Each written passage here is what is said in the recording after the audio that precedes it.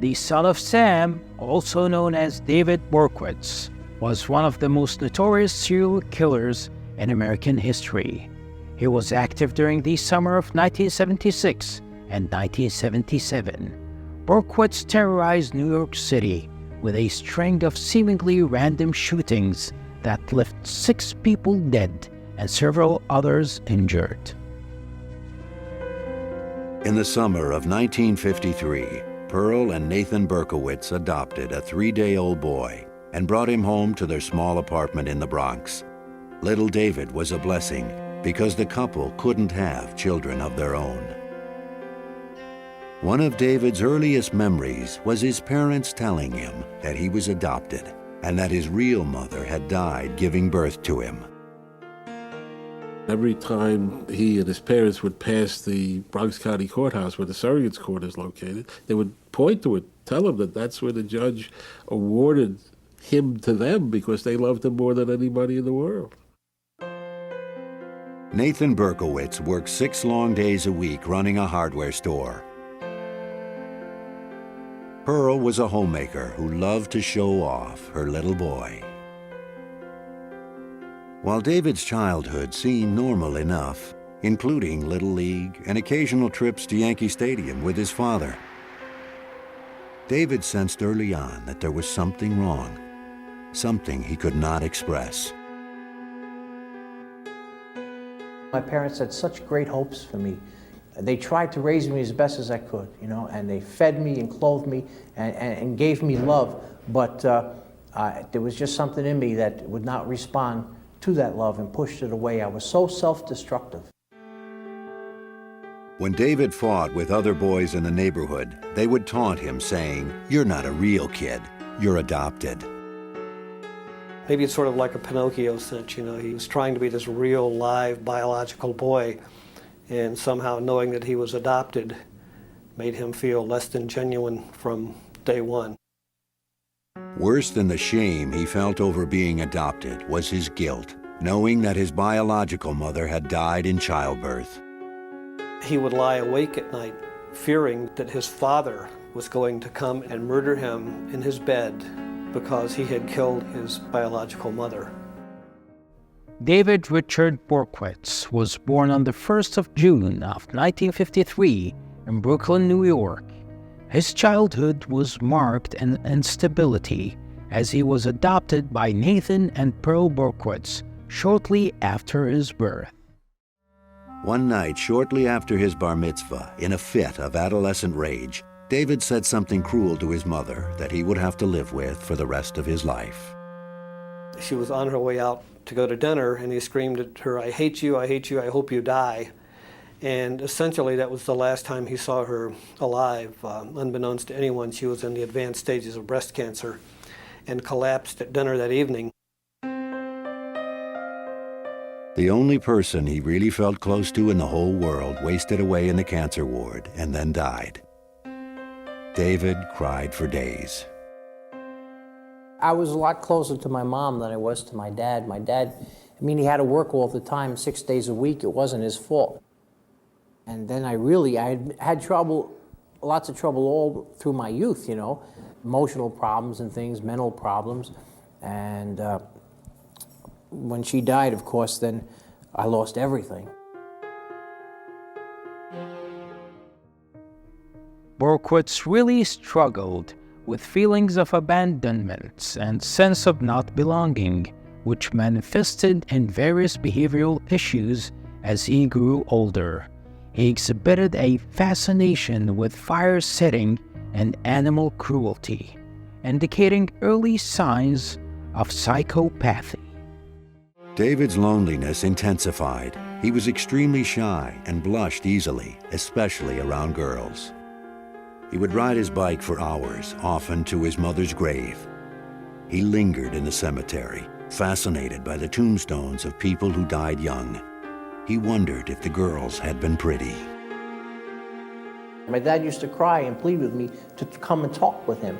And he says, I don't even know you, you're my son, you're like a stranger. That's just the way I was. I don't know why, it was just these blocks that were up where I just didn't want to share nothing that was on my mind, nothing that was on my heart. I was a closed book, and that was that.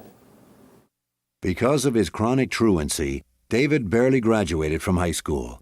In 1971, the 18-year-old Berkowitz enlisted in the Army. He was full of patriotic fervor and fantasized about dying a heroic death in Vietnam. Instead, he was shipped to Korea and qualified as a sharpshooter with an M16 rifle. He tried to find a girlfriend among the Korean prostitutes who hung around the base, but he found the effort degrading. David wrote to his father, apologizing for being a burden and amounting to nothing in society. He wrote that he was sorry he turned out the way he did: stupid, hateful, ugly, destructive. Berkowitz begged his father to pretend he never had a son, to forget that he even existed. In 1973, as Berkowitz turned 20, the Army transferred him to Fort Knox, Kentucky. And during the mid-1970s, Berkowitz began committing violent crimes. He bungled his first attempt at murder using a knife, then switched to a handgun, and then began a lengthy crime spree throughout the New York boroughs of the Bronx, Brooklyn, and Queens, and seeking young female victims. He was reportedly attracted to white women with long, dark, wavy hair. All but one of crime scenes involved two victims. He infamously committed some of his attacks while the women sat in parked cars. Berkowitz exhibited an enduring enjoyment of his activities, often returning to the scenes of his crimes. The 23-year-old Berkowitz paid a brief visit to his adoptive father in Florida. Nathan witnessed his son staring in the mirror, pounding his head with his hands. He tried to get David psychiatric help, but the young man refused, saying no one could help him, that it was too late. When Berkowitz left Florida, his vengeful fantasies grew more concrete. He drove to Houston to visit an old Army buddy who innocently helped Berkowitz buy a .44 caliber Bulldog revolver to protect himself, Berkowitz said, on the long trip back to New York. Out of the darkness of his rage, the weapon was his final solution. In his tormented mind, the barking of the dogs became unbearable. It was just a matter of time before Berkowitz would express himself with his gun. The demons inside David Berkowitz were driving him to hunt the dark streets of New York City in search of a woman to kill. Only that would free him from his torment. On July 29, 1976, Jody Valenti was dropping off her friend Donna Loria in the Bronx. Berkowitz drove by and saw the two girls laughing and talking. He parked his car 2 blocks away and walked back. Then he circled the car at a distance, like an animal stalking its prey. Jody turned her head and saw Berkowitz's piercing eyes. She said, "Who's that?" As Donna turned to look, Berkowitz pulled his gun out of a brown paper bag and fired. In the silence that followed, Berkowitz was frozen. Jody pounded the car horn. Berkowitz popped out of his trance and ran. Known as the Son of Sam murders, began on the 29th of July of 1976, when Berkowitz shot and killed a girl and wounded her friend in the Bronx. Over the next year, he targeted young couples and also parked in cars and shooting them with a .44 caliber revolver. After that, Berkowitz was out every week, cruising neighborhoods that bordered highways. In the fall of '76, he wounded 2 more young women, as well as a man who he probably mistook for a woman in the darkness. Donna DeMasi was shot in the neck. Joanne Lamino was paralyzed from the waist down. And Carl De Niro would end up with a metal plate in his head. Berkowitz was nervous during these first few attacks because he realized he was crossing over the greatest moral divide. "I was cognizant of finally being able to pass that point in which a human plays God," he would later confess. "I was anxious, excited, and tense." Berkowitz also got excited over the thought of being a hero. He fantasized about rushing into a burning building and saving women and children. Almost every night when he was driving around looking for someone to kill, He always had a full emergency pack in the back of his car, at the same time looking for someone to save. On a frigid night in January 1977, Berkowitz, with his gun in his pocket, cheerfully helped some stranded teenagers push their car out of a snowbank. And yet, later that very same night, Berkowitz crossed paths with Wall Street secretary Christine Freund, who was in a parked car with her boyfriend. She was shot and killed. Her boyfriend was unharmed. Up to this point, police still had no clue that the murders were related. The detective assigned to Freund's case sent the bullets to the ballistics lab for analysis. Berkowitz claimed that when he was 20 years old, he committed his first attack on Christmas Eve of 1975 when he used a hunting knife to stab 2 women in a New York City supermarket. The first alleged victim, a Hispanic woman, was never identified by police.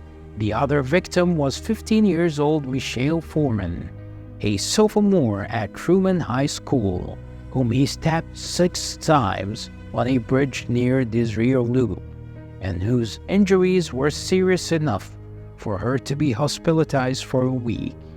Berkowitz was not suspected of these crimes, and soon afterward, he relocated to an apartment in Yonkers. Panic seized the city. Women cut their hair short and dyed it blonde because they thought the killer was gunning for long-haired brunettes. I thought about the 44 caliber killer every day since it happened. I go to beauty school up the block, and most of the girls are wearing their hair up because they're afraid of the 44 caliber killer. They wear it up. One thing that I really don't do anymore is sit in parked cars. A month after Virginia was murdered, in April 1977, Berkowitz wrote his neighbor, Sam Carr, a very sober letter saying he would take legal action unless Carr took care of his howling dog. In this letter, Berkowitz revealed his longing for companionship, writing about a wife who didn't exist. He explained that he and his wife tried to take time off to be together. Just the 2 of us, he wrote, to sleep late, to make love, to read, etc. But the barking and the howling continued, and we had no peace. Berkowitz got no response from Sam Carr. The following week, he was on the hunt again. At 3 a.m. on April 17th, he was headed home when he saw 2 heads over the seat of a car. These Son of Sam killings had a profound impact on New York City and the nation as a whole. The fear and paranoia that gripped the city during the summer of 1977 led to increased police presence and significant changes in law enforcement practices, and the case also prompted legal reforms such as limitations on the insanity defense and the enactment of the Son of Sam law, which aimed to prevent criminals from. Good evening. David Berkowitz, 24 years old, a postal worker, walked out of his Yonkers apartment last night, turned the ignition key in his car, and found himself surrounded by police. Well, he said, "You got me." Police say those words ended the biggest manhunt in New York City history with the capture of Son of Sam. After more than 13 months of following thousands of leads down endless blind alleys, the detectives of the Brooklyn Omega Squad, part of that 300-cop 44 killer manhunt, captured the man they say is Son of Sam. The ice-cold trail heated up suddenly during the past week. A Brooklyn woman who saw a car parked illegally and occupied by a strange-looking man moments before she heard the shots of the last Son of Sam attack finally contacted police. The man come towards me, and he looked me straight in the face. He looked at my dog, and right here, we crossed each other. So he had his arm straight down. He had a long thing, like a bell, sticking up his sleeve. And he made a left turn. I heard a boom. I didn't know he was a killer. I didn't know he looked nice. Police transported David Berkowitz from headquarters to Brooklyn Central Booking. After, my sources say, he confessed to being the 44 killer. After he told them he was a killing machine, ordered by a voice speaking through a neighbor's dog to carry out his bloody outrages against young, pretty women.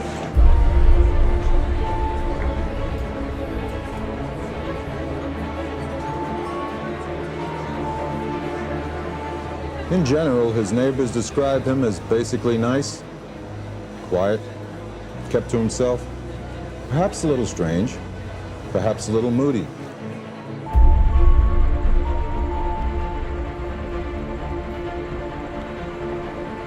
Son of Sam killed 6 and wounded 7.